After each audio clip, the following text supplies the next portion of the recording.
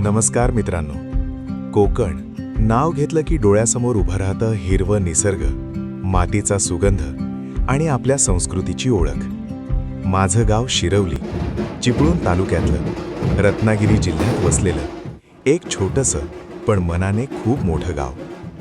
या गावाची खरी ओळख म्हणजे आमच्या ग्रामदेवता भैरीदेव, चंडिका आई, वाघजाई माऊली, जोलाई माता आणि जोगेश्वरी माता. ही फक्त देवतांची नावं नाहीत, तर आमच्या गावाचं अस्तित्व आहेत. शहरात लोक देवाच्या दर्शनासाठी मंदिरात जातात, मोठ्या रांगा लावतात, एक क्षणाचं दर्शन मिळावं म्हणून. पण आमच्या कोकणात देव स्वतः येतो आमच्या घरी. शिमगा सण आला की सगळं गाव जणू एकत्र धडधडतं. ढोल ताशांचा आवाज आकाशात घुमतो आणि त्या तालावर गावातील पोरं ग्रामदेवतेची पालखी खांद्यावर घेऊन इतक्या जोशात, इतक्या भक्तीने नाचवतात की तो क्षण पाहताना अंगावर शहारे येतात.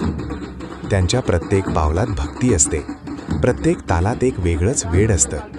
ती पालखी फक्त नाचत नाही, तर जणू देव स्वतः त्या आनंदात सहभागी झालाय असं वाटतं. तो क्षण शब्दात सांगत येणार नाही असा असतो. जेव्हा पालखीत बसलेली देवता आपल्या घराच्या दारात येते, घरात पाऊल टाकताच एक वेगळीच ऊर्जा जाणवते. मन आपोआप शांत होतं, डोळे भरून येतात. आपण देवाला शोधत फिरतो, पण आमच्या कोकणात देवच आपल्याला शोधत येतो.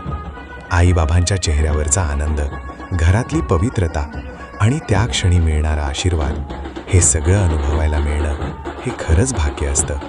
आणि म्हणूनच मी अभिमानाने सांगतो, हो, आम्ही कोकणकर आहोत आणि आम्ही खूप भाग्यवान आहोत, कारण आमच्या गावात देव फक्त मंदिरात नाही, तर आमच्या घरातही येतो. आणि मित्रांनो, तुम्ही कोणत्या गावातील आहात ते पण कमेंट्समध्ये नक्की सांगा.